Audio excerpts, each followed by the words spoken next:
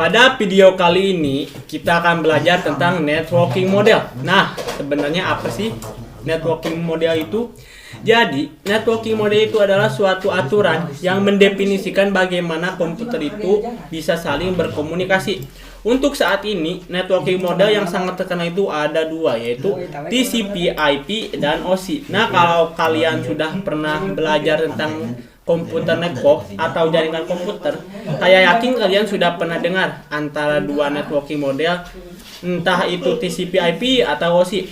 Biasanya yang sering banget dipelajari itu adalah OSI layer. Tapi kalau misal teman-teman belum pernah mendengar sama sekali, gak apa-apa.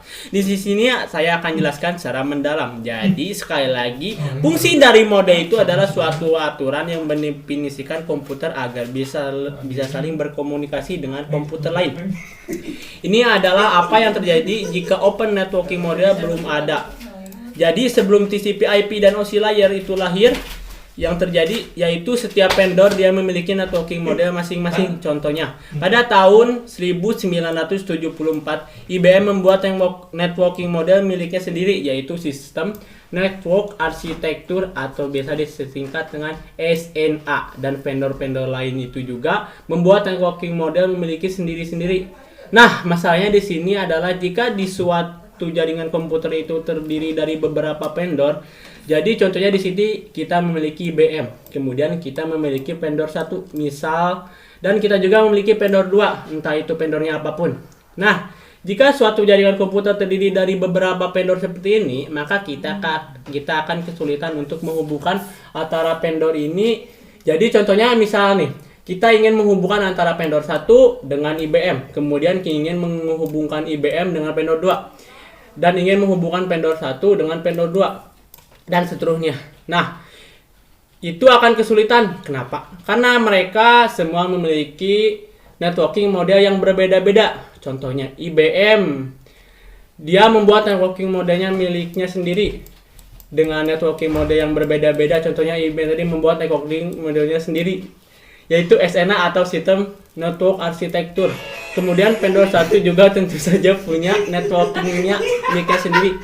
Anggap saja namanya A. Kemudian vendor 2 juga punya networking modelnya milik sendiri. Anggap saja B. Nah, karena setiap vendor ini memiliki networking model yang berbeda-beda, maka komunikasi antara vendor ini sulit dilakukan. Sangat sulit banget.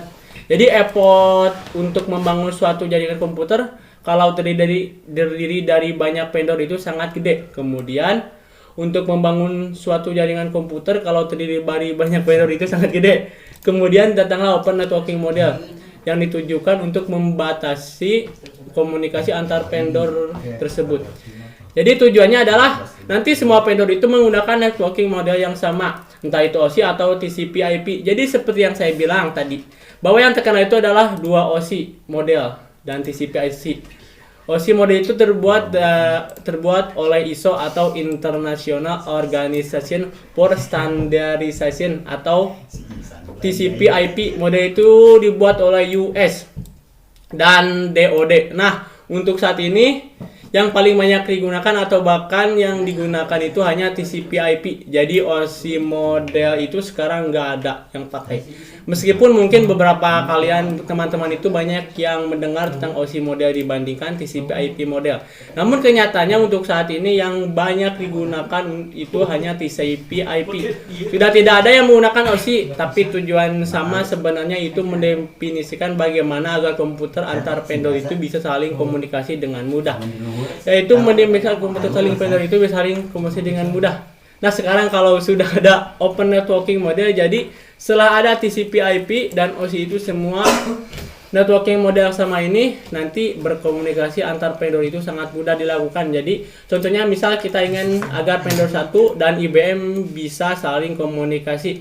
IBM dengan vendor 2 juga ingin berkomunikasi, begitu juga dengan vendor 1 dan vendor 2 juga ingin berkomunikasi.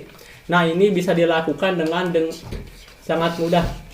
Kenapa? Karena mereka sudah menggunakan networking model yang sama, yaitu TCP/IP. Nah, sekarang kita bahas apa itu TCP/IP. Dan TCP/IP itu mendefinisikan suatu protokol agar antar komputer utamanya yang berbeda vendor itu bisa berkomunikasi dengan mudah. Nah, untuk memahami networking model, setiap model itu dipecah-pecah menjadi bagian-bagian kecil yang disebut sebagai layer. Jadi kalau kalian pernah dengar pasti ada namanya OSI layer. Nah, di TCP/IP pun juga ada layer-layer. Jadi tujuan dipecah menjadi layer-layer ini sekali lagi untuk mempermudah kita memahami networking model. Di TCP/IP secara dokumentasi itu terdiri dari 4 layer. Jadi layer pertama ada namanya application, kemudian transport internet dan network. Jadi ini secara dokumentasi yang resmi ada 4 layer. Seperti ini, namun penerapannya dalam real networknya sebenarnya TCP itu terdiri dari 5 layer. Jadi untuk mempermudah kita memahami TCP/IP ini lebih mudah untuk memecahkan menjadi 5 layer. Begitu juga dengan ketika teman-teman mengambil sertifikasi CCNA di Cisco. Dia menganggap bahwa di TCP/IP itu dipecahkan menjadi 5 layer. Fungsinya adalah untuk mempermudah kita memahami tentang TCP/IP. Nah, layer-layernya itu yaitu adalah application, ada transport dan network, ada data link dan physical. Nah, pada video-video berikutnya kita akan membahas lebih detail tentang layer-layer ini. Oke, saya rasa cukup untuk video kali ini dan bye-bye, sampai jumpa di video berikutnya.